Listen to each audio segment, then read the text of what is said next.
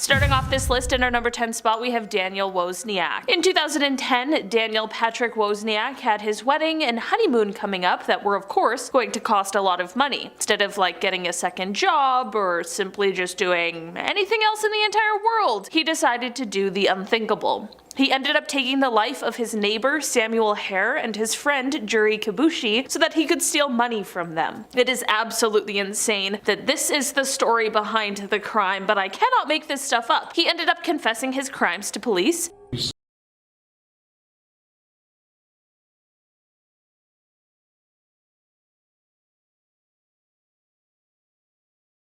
It is so strange how he's so matter-of-fact about that, but then suddenly it's like a switch flips and he's acting like the Joker.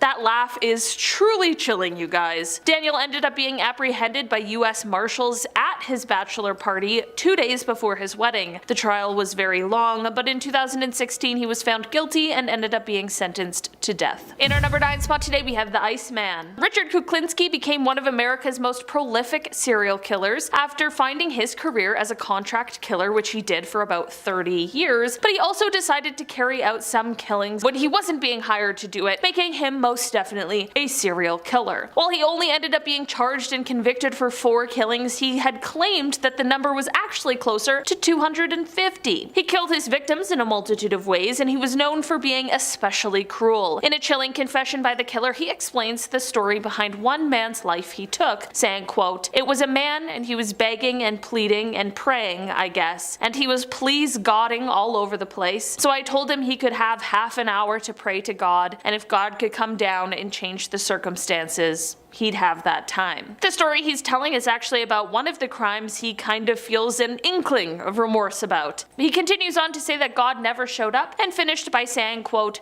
"That's one thing, I shouldn't have done that one." In our number 8 spot today, we have Manuel Vela. In 2016, Manuel took the life of his girlfriend, Katrina Rivera. She was initially reported missing, but after taking police on a car chase, he ended up being arrested and her body was found inside of the car. There are some exceptionally disturbing details about this case that I cannot go into, but it definitely was an incredibly terrible situation. After the chase, he was taken into police custody where he continued to display strange and scary behavior, and he also ended up confessing to the crime.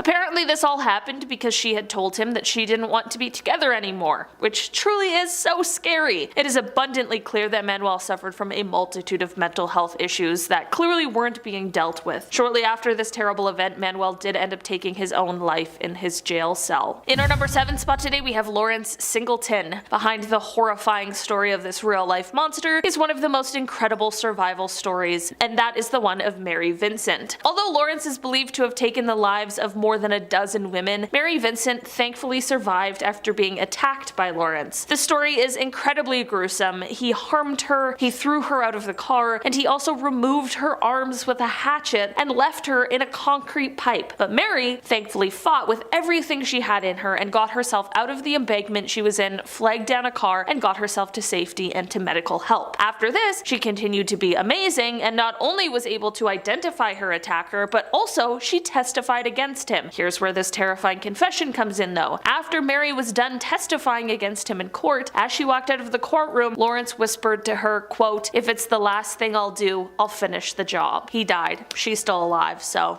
guess not. In our number 6 spot today, we have Ted Bundy. If you know anything about true crime, you most definitely have heard of one of the most famous killers of all time, Ted Bundy. Ted killed upwards of 30 people during his crime spree in the 1970s, and most interviews with Ted are extremely well known, but there is one interview that is very disturbing that is not quite as popular as the others. In this interview, he is talking about taking the life of the student Georgianne Hawkins. The chilling part of it is how he talks about things just so matter-of-factly, like it's a casual conversation between friends and not him describing the horrific acts he committed.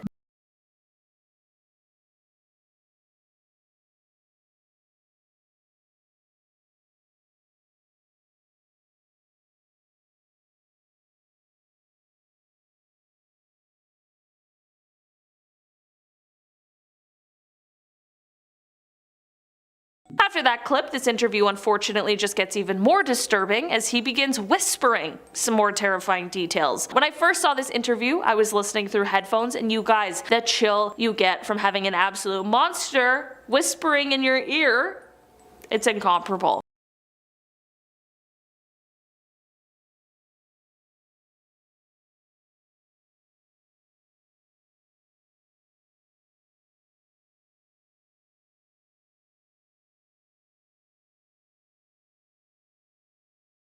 After this horrible whispering part, he continues on with the rest of the details of that day in the same casual conversation tone that we heard before. If it wasn't obvious after listening to this specific interview, it is very clear just how disturbing Ted Bundy really was. In our number 5 spot today, we have the Vampire of Dusseldorf. Peter Kürten, who is also known as the Vampire of Dusseldorf, was actually a German serial killer from the 1930s. This man committed some incredibly atrocious acts for which he was tried and convicted. He ended up being found guilty for the killing of 9 people as well as attempting to take the lives of 7 more. This guilty verdict led to him being sentenced to beheading, which took place in 1931 when Peter was 48 years old. How he got the nickname as the Vampire of Dusseldorf was because he admitted to having drunk the blood of at least one of his victims, if not more. This is terrible to know, but it's all important as it relates to his confession, which honestly sent shivers down my spine. Apparently, right before his execution, he is said to have been thinking of the sound that the blood would make. His own. He is said to have asked, quote, "After my head is chopped off, will I still be able to hear, at least for a moment, the sound of my own blood gushing from the stump of my neck? I don't know." After which he added, quote, "That would be the pleasure to end all pleasures." Okay, that one speaks for itself. In our number 4 spot today, we have Dennis Rader. The BTK killer, whose real name is Dennis Rader, was one of the worst serial killers from 1974 to 1991. He left taunting letters for police and newspapers where he described his crimes, and this turned out to be his demise because after an over 10-year hiatus, his huge ego just couldn't handle, just shutting up and just being quiet, so he started to communicate with the media again in 2004. This subsequently helped the investigation and led to his arrest in 2005. At his trial, he decided to describe his crimes in detail, but also make absolutely no apology for it. Not like an apology would help, but he certainly displayed quite a level of psychopathic behavior.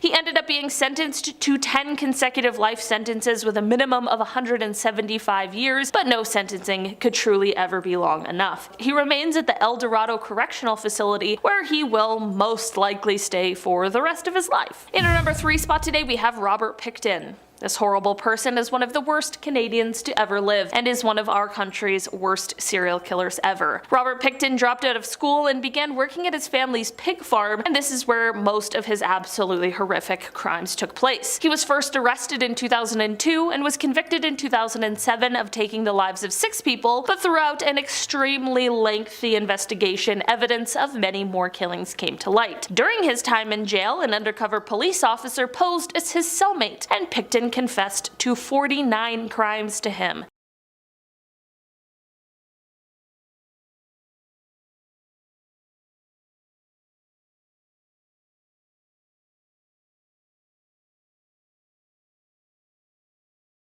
Yeah, he was saying to the undercover officer that he wanted to take 1 more life to make it an even 50, and that he only got caught because he was sloppy. The entire trial was a bit of a mess, but it led to a life sentence without the possibility of parole for 25 years, which was the longest possible sentence under Canadian law at the time. This unfortunately does mean that he will be eligible for parole within the next decade. In our number 2 spot today, we have Elizabeth Wetlaufer. This messed up confession comes from a woman who is named Elizabeth, and she was a nurse in Canada who was working at a long-term care home for elderly people. This woman, who was supposed to have dedicated her life to helping and caring for these people, instead she was doing things that had her being dubbed an angel of death. Between 2007 and 2014, she confessed to killing 8 of her patients, and she also confessed to attempting to take the lives of 4 more. On October 5th, 2016, she sat down with Detective Constable Nathan Hergott of the Woodstock Police, where she was recorded giving her 2.5-hour confession. And man, she's just sitting there talking like she's describing what she had for lunch and not what terrible things she did for years.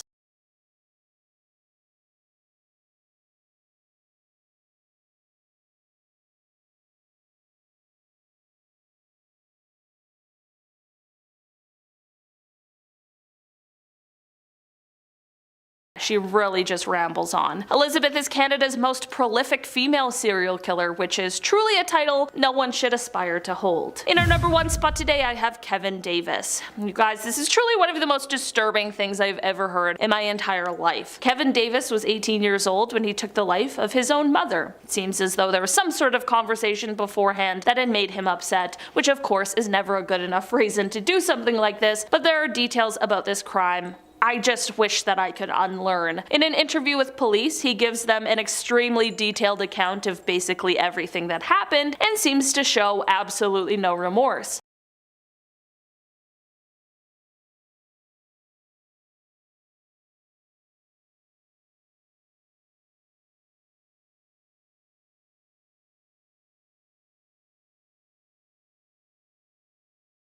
I truly have no words. During his trial, a doctor did testify to say that he had a personality disorder, but that he also fully knew the difference between right and wrong and knew that his crime was wrong, and that there was no medical diagnosis that could justify his actions. Kevin is still in jail, where he will most likely spend the rest of his life, but he will become eligible for parole in 2044. Starting off this countdown, we have Gary Ridgway. Gary Ridgway, otherwise known as the Green River Killer, took the lives of 48 women between 1980 to 1990, but it's believed that his number may be as high as 71 people. He gets his name due to the fact that he would dump the bodies along riverbanks in South King County. In 2001, he was arrested. After his conviction, he did an interview where he talked all about his and how he had the desire to kill ever since he was little.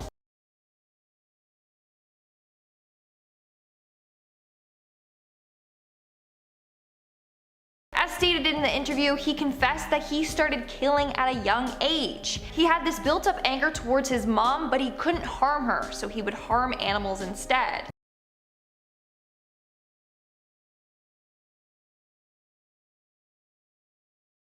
In this interview, he went on to talk more about his victims in detail. Hearing someone confess to is just very, very disturbing. In our 9th spot, we have John Hughes. But before I go any further, make sure to hit that thumbs up button because it really helps us out.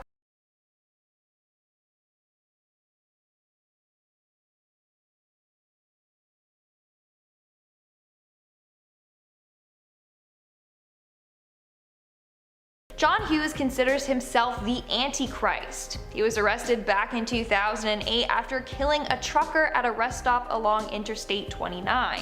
This dude is intense and incredibly scary. He claims to have killed 15 to 20 people, but that hasn't been confirmed yet. Either way, in this interview for KMBC News, Lara Moretz gets the chance to interview him. And he talks about the people he has taken the lives of, and why he did this.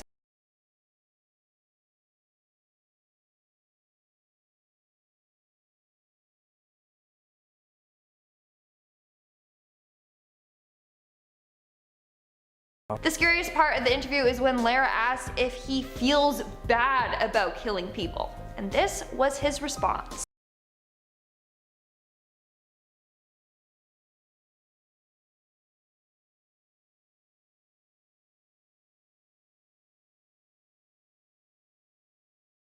So no, he feels no remorse. In our 8th spot, we have Jose Martinez.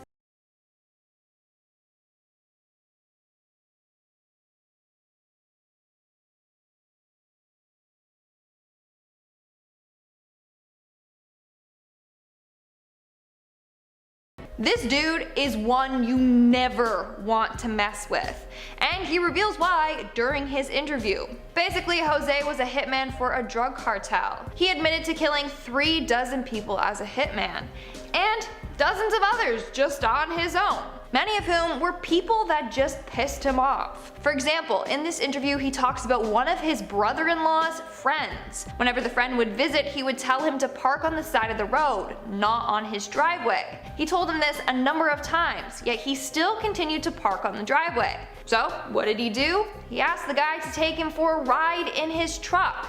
He then shot him just to teach him a lesson.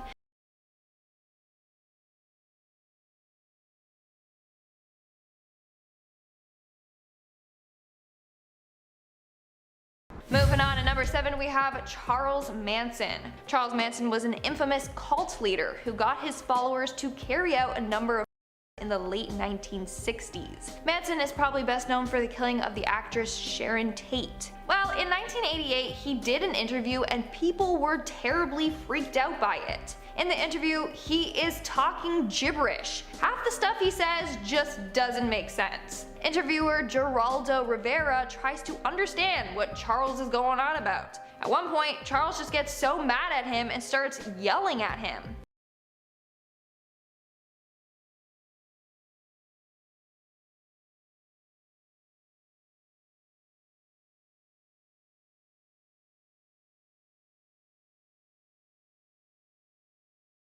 At another point he says, all you want to do is sell death, blood, and fear.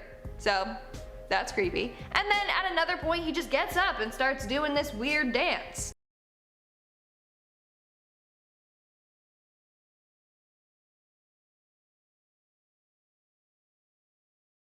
Which, according to a number of sources, he did this in a number of interviews randomly. He did this to avoid prison, so people would be like, oh, he's not in the right set of mind, he needs to be placed elsewhere. Moving on to number 6, we have Otis Toole. Otis Toole, or the Jacksonville Cannibal, is a serial killer convicted of 6 counts of.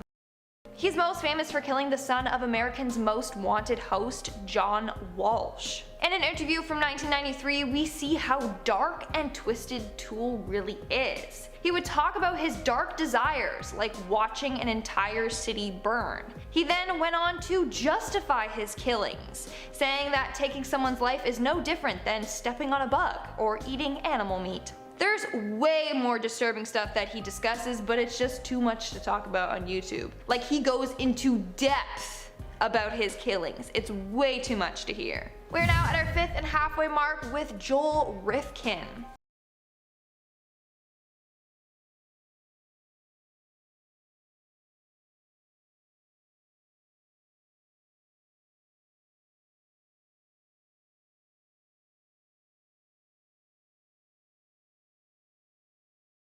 Joel Rifkin was an American serial killer responsible for taking the lives of 17 women in the 1990s. He was caught in 1993 when cops pulled him over for a missing license plate. But to their horrors, they found his latest victim in his trunk. He was then sentenced to 203 years in prison. In this interview, Joel just seems so proud of himself when he's recalling his crimes. He also talks about the police's interrogation process and why he confessed to the crimes. The most disturbing thing though is when he admits to keeping trophies from each of his victims. He said he did this so that he could remember each victim and what he did to them.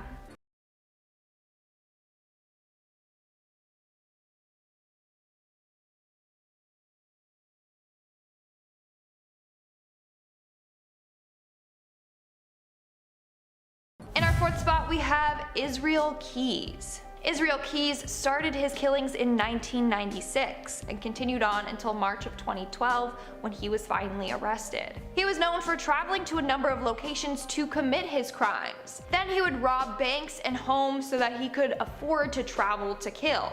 In this interview, we see him talk about his killings and how he selected his victims. When I was smart, I would let them come to me. Just remote area. People just found it gross how calmly he talks about this all while eating a bagel and drinking. He continued on saying what his strategy was, and that was to grab people in remote locations like parks and campgrounds, even cemeteries. You might not get exactly what you're looking for. There's not as much to choose from in a manner of speaking, but there's also no witnesses really. There's nobody else around. In our third spot, we have Chris Watts. If you've seen the Netflix documentary on Chris Watts and his family, then you know how messed up this whole story is. Chris is guilty of killing his wife and their 2 daughters. When he was brought into questioning, he denied having anything to do with this. But after failing the polygraph test, the police started nailing him hard. That's when he came up with this elaborate lie about what happened.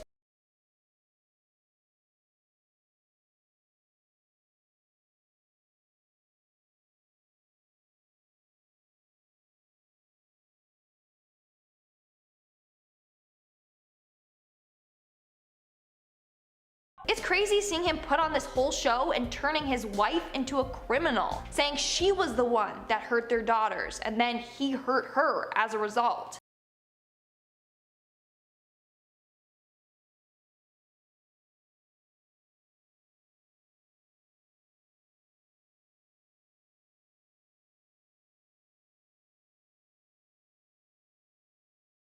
In the end, the officers saw right through his fabricated story. But still, it's crazy. Moving on to number 2, we have Richard Kuklinski.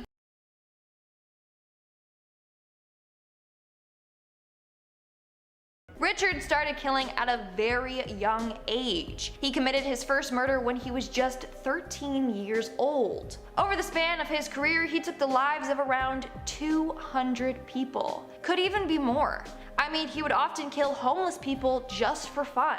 On top of that, he worked as a hitman for the mafia.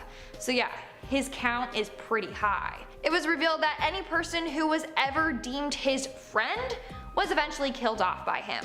In 1988, he was caught by an undercover cop and sent to prison. In this interview, it is truly disturbing to see the lack of remorse he has. Listen to him talk about him shooting a guy.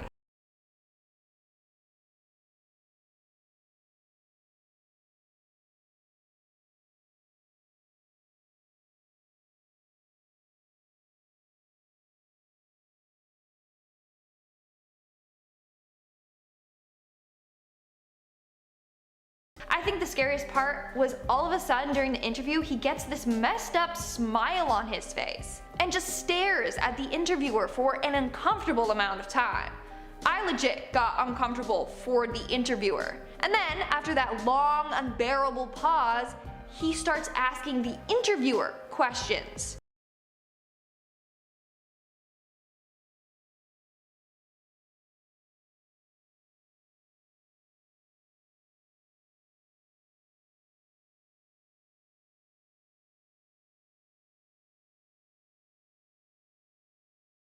It just made me cringe. It's so bad. And in our number 1 spot, we have Zachary Davis. This interview gave me the chills. It makes me so uncomfortable. So this is the interview of Zachary Davis. In August of 2012, he took his mother's life before trying to set his house on fire with his brother inside. Now, Zachary has been diagnosed with a number of mental illnesses, including schizophrenia and depressive disorder. In 2007, when he was 9 years old, his father passed away from ALS, and that apparently started this all. He just spiraled out of control and became withdrawn. He even had an app on his phone about serial killers, and in his notebooks he would write about disturbing things, like you can't spell slaughter without laughter. The creepiest part of this interview is when Dr. Phil asks him about the murder weapon, which was a sledgehammer. At one point while discussing it, he literally smiles as if he's proud of what he did. That sent shivers down my spine. It is terrifying. In our 9th spot, we have Casey Anthony. In 2008, Casey Anthony's young daughter Kaylee went missing. Casey was obviously arrested for her disappearance and death, but in the end, prosecutors were unable to conclusively tie her to her daughter's death. In this interview, we hear Casey's side of things.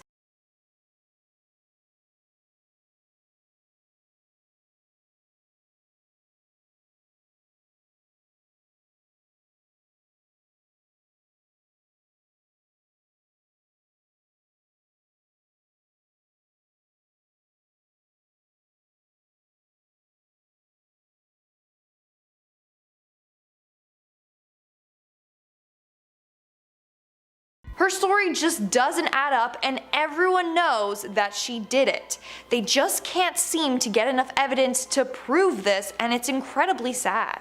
Coming in at number 8, we have John Wayne Gacy. John Wayne Gacy was an infamous American serial killer in the 1970s, who was given the name the Killer Clown. Why? Well, he would often dress up as Pogo the Clown for neighborhood events or children's parties, which seemed to be his way of meeting his victims. In one of his interviews, he talks about why he would dress up as a clown.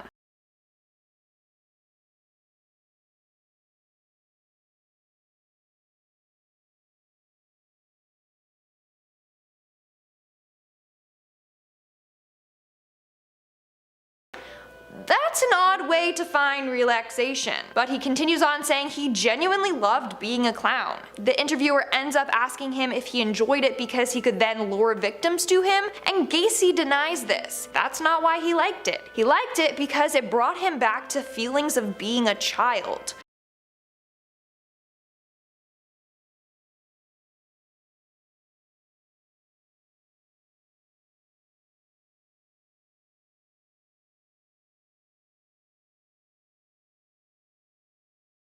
Just knowing the horrors that he has done makes everything he says so scary. The interview gets worse though when the interviewer starts asking questions about Gacy's victims. According to him, he doesn't remember any of the horrific deeds that he has done.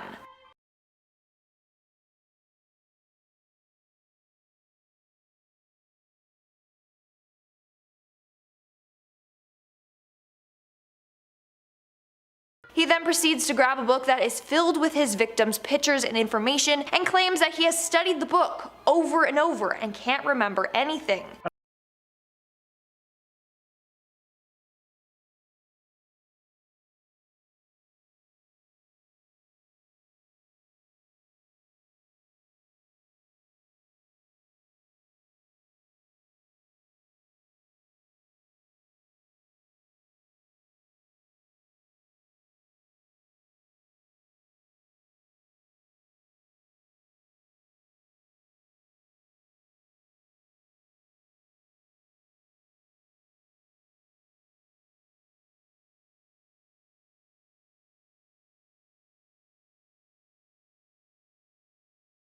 Now, what he is saying is sick for a number of reasons. Many people believe that he still remembers his victims, but he's just faking this all. And in the end, he is receiving pleasure by learning more about his victims, and this also helps him recount what he did to them. We are now at our 5th and halfway mark with Harold Shipman. Harold Shipman was an English doctor and serial killer. It was discovered that he took the lives of a number of patients under his care, his total number of victims being around 250. Imagine that, you go to a hospital thinking that they're gonna save you, but instead end up being the cause of your death. Now, during Harold's police interrogations, he refused to speak and refused to look at any piece of evidence that they had against him. In particular, he would not look at the photos of his victims.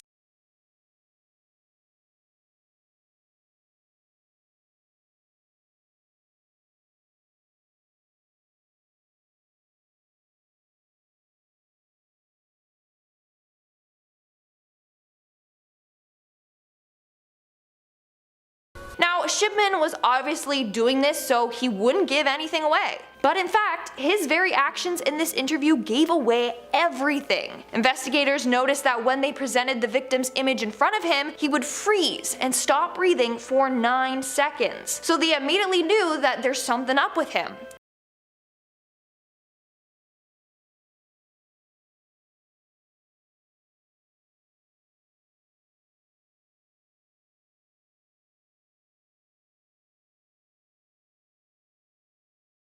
Breathe for 9 seconds after they said her name. So Elizabeth Pierce, that name is a problem for him. Something about that victim is causing his body stress, and that is one of the reasons why police knew he had done these horrific crimes. Moving on, at number 4 we have Colin Norris. Colin Norris was a nurse that was found guilty of taking the lives of 4 of his elderly patients. He would do so by injecting them with lethal doses of insulin. During his interrogation, he was adamant that he was not guilty.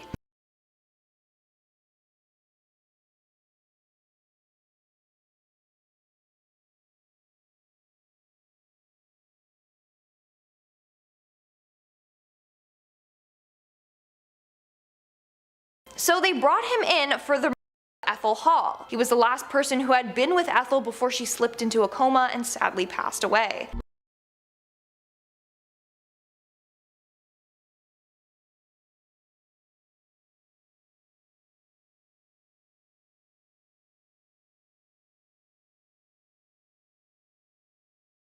He then goes on to try and convince them why he is innocent. So they accused him of injecting her with insulin. Well, this is what he had to say in his defense.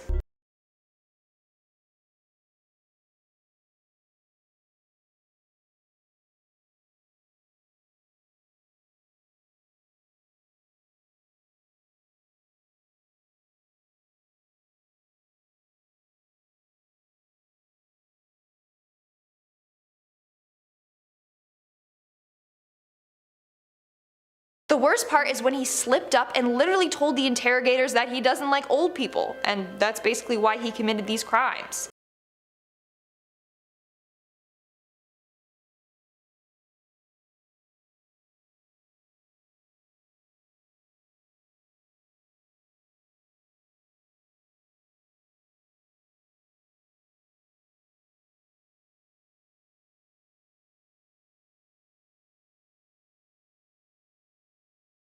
That just makes me sick. He was there to look after the elderly and did the exact opposite. In our second spot today, we have Paul Bernardo. Paul Bernardo is a Canadian serial killer who, along with his partner Karla Homolka, carried out a number of horrific crimes in Scarborough, Ontario. This is footage from his interview with Toronto police detectives.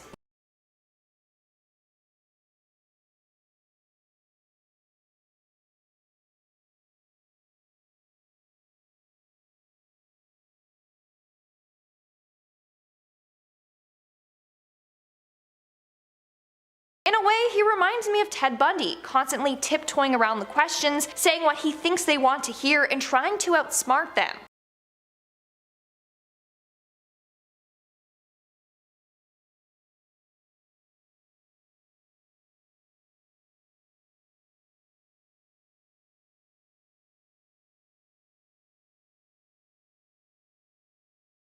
Also, take in how he is smiling throughout this, like it's fun games for him. It makes me sick. He's literally having fun with this all.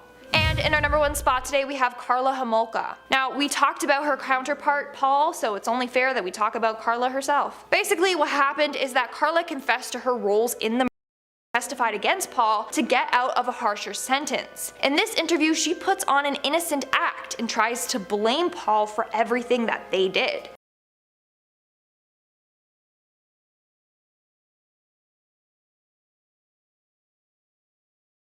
She tried to make it seem like she was a victim and being controlled by Paul.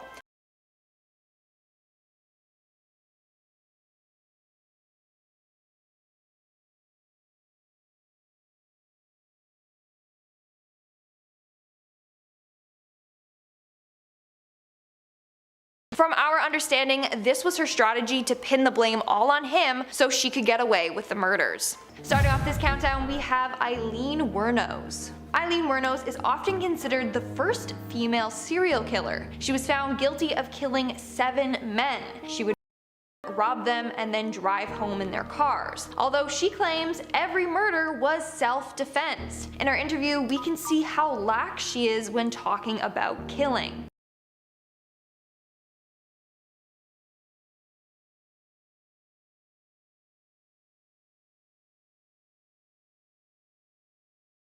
Death and murder literally doesn't faze her at all. In fact, she claims that what she did wasn't even bad. Yeah, she tries to justify her actions by saying she just shot them, as if that's not a big deal.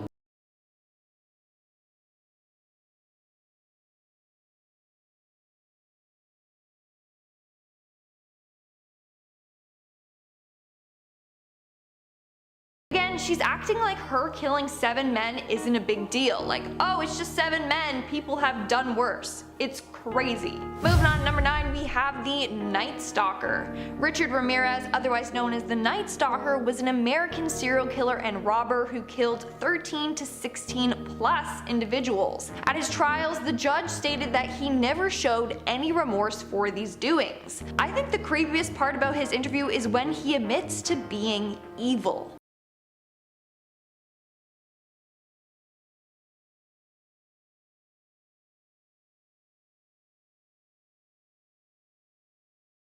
we see him try to justify his killings by saying the government does worse things to people than what he has done.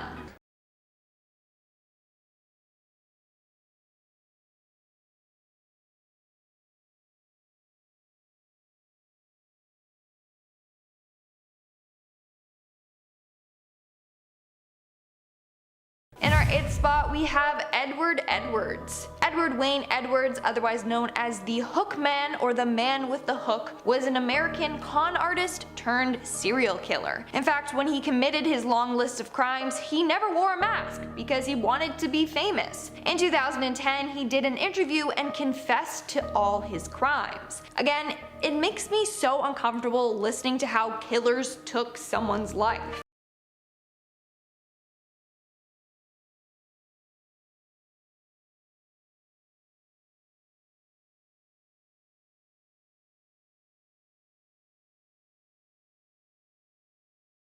He's just too calm talking about all of this. During the interview, he also stated that he wanted the death penalty and thinks that he deserves it.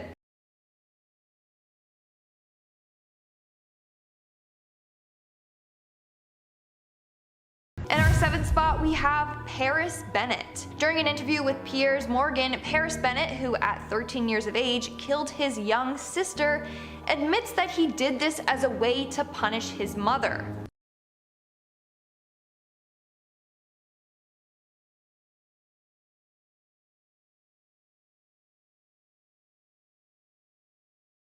In 2007, Bennett convinced their babysitter to leave early and then proceeded to stab his sister 17 times. It's such a tragic case. What makes it worse is how he pretends to say he loved his sister. In the interview, he was asked to describe why he loved his sister, and he couldn't.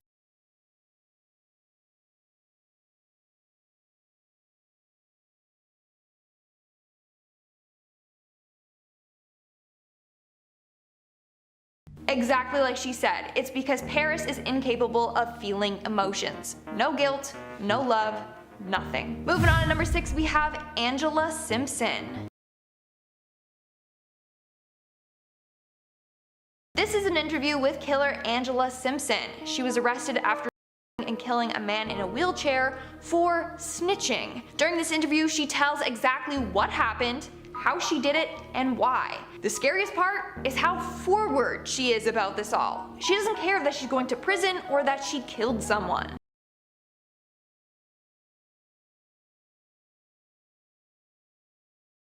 She's not remorseful at all, and she's very open about everything.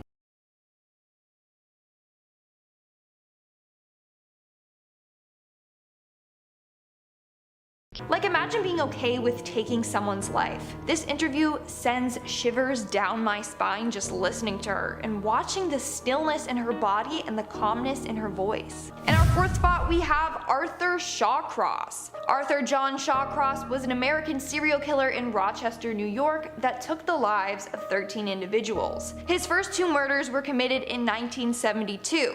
He was caught for both and then sentenced to 25 years. But after serving 15 years, he was released on parole. That's when he continued on with the killings and took the lives of 11 different people. His interview is creepy for a number of reasons.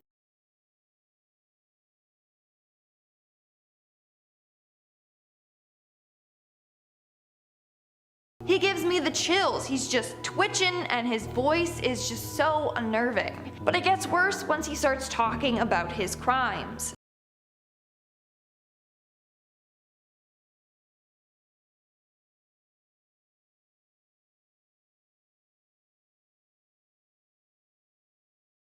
You can see that he won't admit it directly. He says maybe he killed her and maybe she died by strangulation. It gets worse.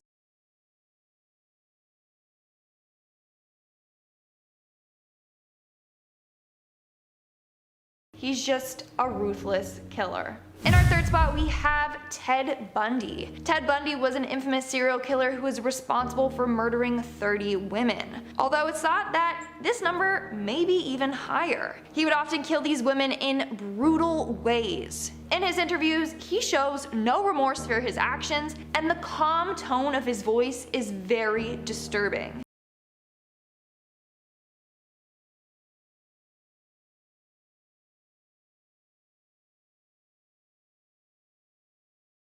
Throughout this whole interview, Bundy tries to gain sympathy from the interviewer and the audience. You can see how he's trying to manipulate your emotions, which is terrifying. A lot of people commented saying that Bundy is trying to act human in these interviews. He knows exactly what to say and how to say it to manipulate you.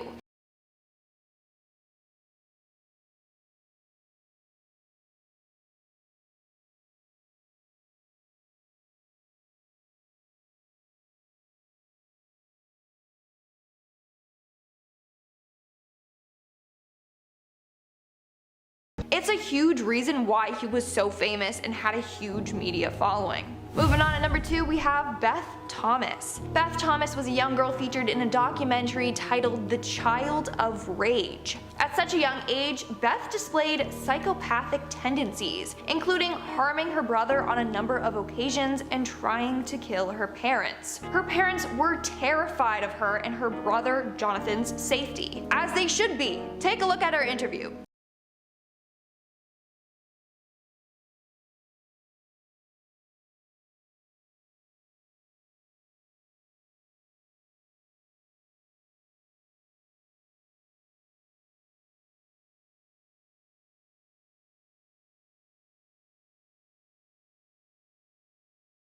So on a number of occasions, Beth would go into her brother's room at night to try and kill him. On top of that, she used to steal knives from the kitchen to try and harm her family with.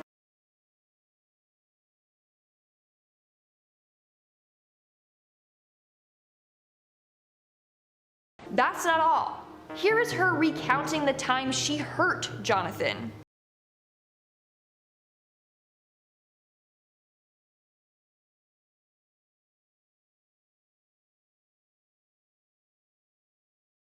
Now apparently doctors deemed that she acted this way as part of her traumatic past.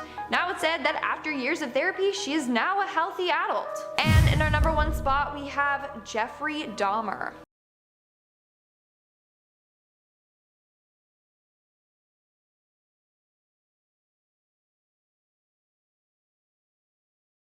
Between 1878 to 1991, American serial killer Jeffrey Dahmer 17 men and boys. He would pack the victims' body parts into plastic bags and bury them behind his parents' home. He would also take disturbing photographs of his deceased victims and keep certain body parts as souvenirs. He also had tendencies to eat the victims. This gave him the name the Milwaukee Cannibal, or the Milwaukee Monster. Upon searching his home, police found albums full of pictures of body parts, and his place was filled with human remains. Before his death, Jeffrey had an interview with Inside Edition and other news channels. In these interviews, he shares gory details about the men he killed and why he did it.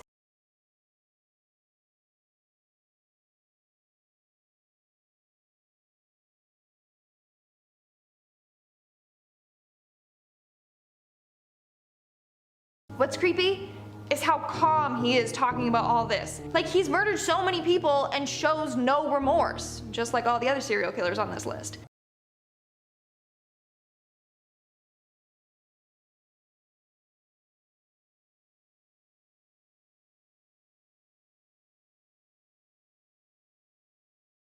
Hearing him say that he kept the dead with him as long as possible makes me sick. When police raided his house, they found heads were in the fridge and freezer, 2 skulls were on display in the house, and they found a 57-gallon drum filled with decomposing bodies in his room.